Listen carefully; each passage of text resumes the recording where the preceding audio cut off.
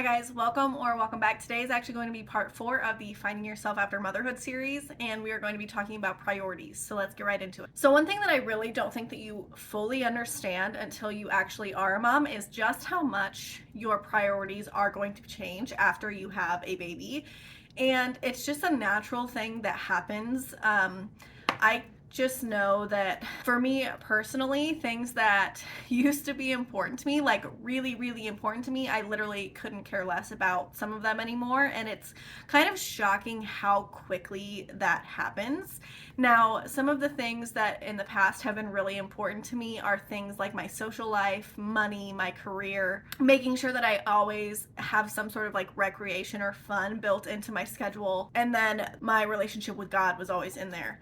Now, after my daughter, my like I said, all of that's changed. My relationship with God is like now my like top of the line priority. I want to have a relationship with God. I also want to show my daughter what a relationship with God looks like. And so that is just something that, not that it wasn't important to me before, it's just something that is on my mind a lot more now than it used to be. And I just think that that's really interesting. The other thing is my family. Again, not that it wasn't important before, but like that is like top tier priority. Like whatever I have to do to help my family, to be close to my family, to show love to my family, like I am going to do that for them. I have really changed. I know I talked about this in a previous video, but my like not necessarily sympathy, but like my, I guess the way that I show emotions is different now than it used to be. And not that I used to be unemotional, but I used to be very standoffish towards my family. I was very private about things that were super personal to me, and I'm not really like that anymore. And I'm trying to get better at communicating my needs, just kind of opening up, because it's really important to me to have that close, tight-knit family. And so that is just a really high priority for me that wasn't necessarily before. The other one is my health. There's something about taking care of another human that like now I want to live for a really long time. Like my self-preservation has increased a lot. Like things that would put me in danger don't, not that they like intrigued me anyways, but I'm talking about like I think a lot more about like if I get on a plane and it crashes, or like, you know, obviously more rational things too, like not that I wasn't before, but like being more observant in the car, because like I don't want to leave my little girl without a mom. So like not only like health, but then like also decisions that like keep me safe, keep her safe are really important to me as well. Another thing that is a really top priority for me is me time. I had a lot of me time before, and so it never had to be a priority because I never had to basically schedule it in before.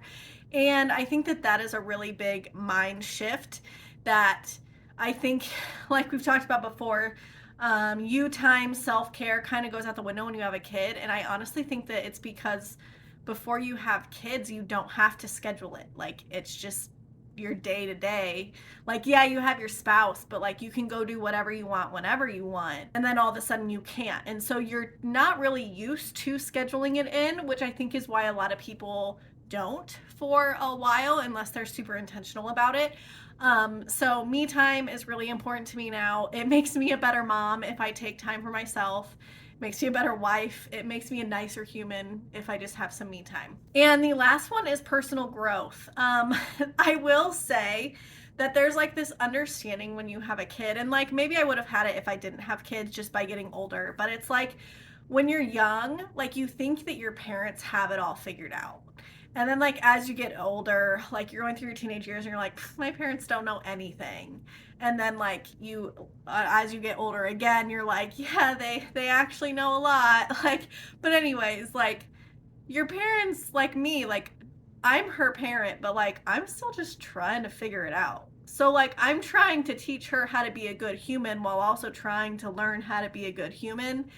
And I think that there's just a lot of Things you can take away from that. There's a lot of things that, like, if you have issues with your parents, you can kind of see where they're coming from a little bit more, or come to an understanding that, like, they did the best that they could do with what they had at the time. Now obviously, like, I know that there's parents out there that are, like, honestly just horrible people. Like, that's just, I'm gonna put, like, that's just a true statement in some cases. However, there are some cases where, like, your parents just didn't know any better. They were doing the best that they could. They were doing what they thought was right.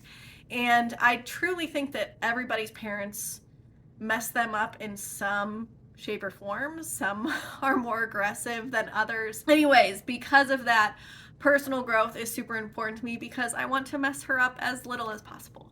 Now, I am going to list here because there are a crazy amount of things that could be priorities to you. Obviously, this list is just limited to things that I could think of. Now, one thing that I will note is, like, things that were really important to me before that aren't necessarily as important now is my career. I still love my job. I want a career. It's just I'm not as gung-ho, like, I gotta hit these milestones, like, by a certain age. Like, I want my career. I like my job. I want to do a good job at my job. But if it came to my family or my job, like, it's not as high of a priority to me. And I think that it's okay for me to admit that. I don't think that that's always the case. I'm just saying in my case that is. So that is something that dropped on the priority list. Like I said, I still want to do a great job at my job. I still want to excel at my job, be good at it. I would like to eventually move up at my job. But like I said, it's just not like my top goal in life anymore. And I feel like, especially, like, I don't know if everybody feels like this, but I just feel like all growing up, the conversation is, oh, what do you want to be when you grow up? Oh, what do you want to do when you grow up? And so it's like I grew up thinking like I was growing up to be this. And I decided to go into engineering. I grew up, I wanted to be an engineer. Then I was going to be a super successful engineer. And, like, that was going to be my career. And that's what, like, basically, like, that's what my legacy would be that I would be a good engineer. And, like, now, like, I still want to be a good engineer. I still want to do well at my job, do great, but, like, my daughter is my legacy, not my job, if that makes sense. So that's just a shift. Obviously, if your shift of that didn't happen, then go you. I'm just saying for me.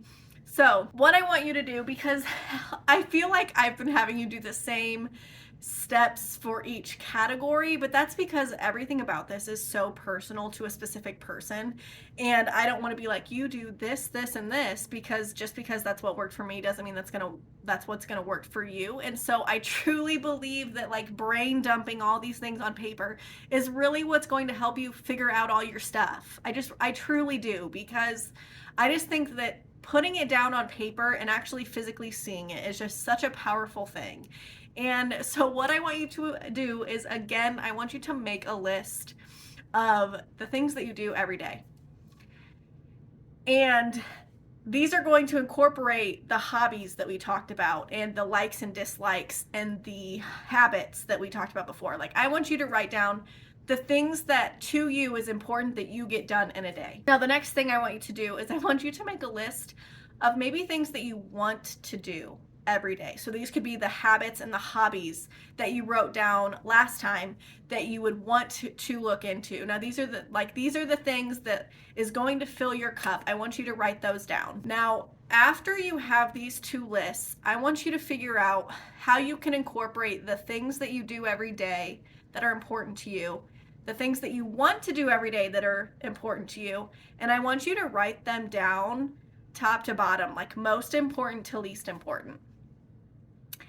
What I want you to do at that point in time is I want you to see if your list of priorities of what you want your life to look like actually matches what it looks like. So if the things that you want to be doing are at the top of your priority list, but they're not the things that you're doing every day, I want you to figure out a way to make those the things that you're doing every day instead of the things that you want to do.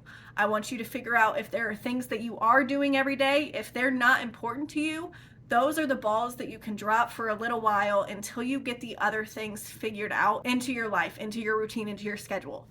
Because there are a lot of times when your priorities can get out of whack. So for me specifically, I can get really in my head about a lot of things. And that can be a comment somebody made that doesn't sit right with me, or a conversation that I had where I'm like, did I say the right thing? And like, none of those things actually affect my priorities. They're things that I'm giving energy to, that I am worrying about, that don't actually benefit my life. And so basically the goal of this is I want your list of things that you do every day to match the list, the top priorities that you wrote when you categorized your things. And once you have your priorities, I want you to write them down somewhere that you will be able to get to them easily, see them often. Just kind of keep them at the forefront of your mind, especially if you do tend to lose sight of what your priorities actually are. There are times when I get so in my head about making sure that we get A, B, and C done that I disregard the fact that somebody in my family is upset and I missed it, or I have a friend who's hurting and I missed it. And those are really high priorities to me. But if I'm in my head and doing all these other things that really aren't that important to me, but they are the day-to-day things that I feel like they need to get done, even though I really don't care about them, I think that that's where you can get into a little bit of trouble. And when you're focusing on things that aren't actually things that are high priorities to you, it just depletes your energy without giving you anything in return. And not that I think that you need to get something in return, anything that you give energy to. Like me doing the dishes, the only thing that it gives me in return is a clean kitchen, which yeah, makes me a little bit happy, but like I freaking hate dishes. Like there's nothing about dishes that I'm like, oh, like okay, like I'm glad that I did that. Like yeah, I'm glad they're done, but like I get nothing out of that. But you know what I mean? Like it can be more important things like that. But I just really want you to focus on taking your likes, your dislikes, your habits, hobbies, and putting a priority to them, seeing what's really important to you and seeing where you should be giving the most of your energy. So I don't care if you break that down into percentages, or if you like, you could get as specific as you want. Like you're going to spend a certain amount of time doing these things. That is completely up to you how specific you want to get to it. But I really do just truly think that you need to get it out on paper and then keep it in mind all the time when you're saying decisions. I think that it will be easier for you to start saying no to things if you're keeping your priorities in mind, because if somebody asks you to do something and it doesn't meet any of your priorities, and it is going to take your time away from the things that are your priorities into something that's not, then you can say no to that. And I think that that is just kind of a way to start weeding through the things that you do on a day-to-day basis in order to put yourself in a better mindset. So thank you so much for watching. We do have one more video in this series, and it has to do with your spouse and how motherhood changes your relationship with your spouse. So if you would like to hear that, or if you haven't seen any of the previous videos, please highly recommend that you go watch those. Also subscribe here so you don't miss anything in the future. I'll see you next time. Bye.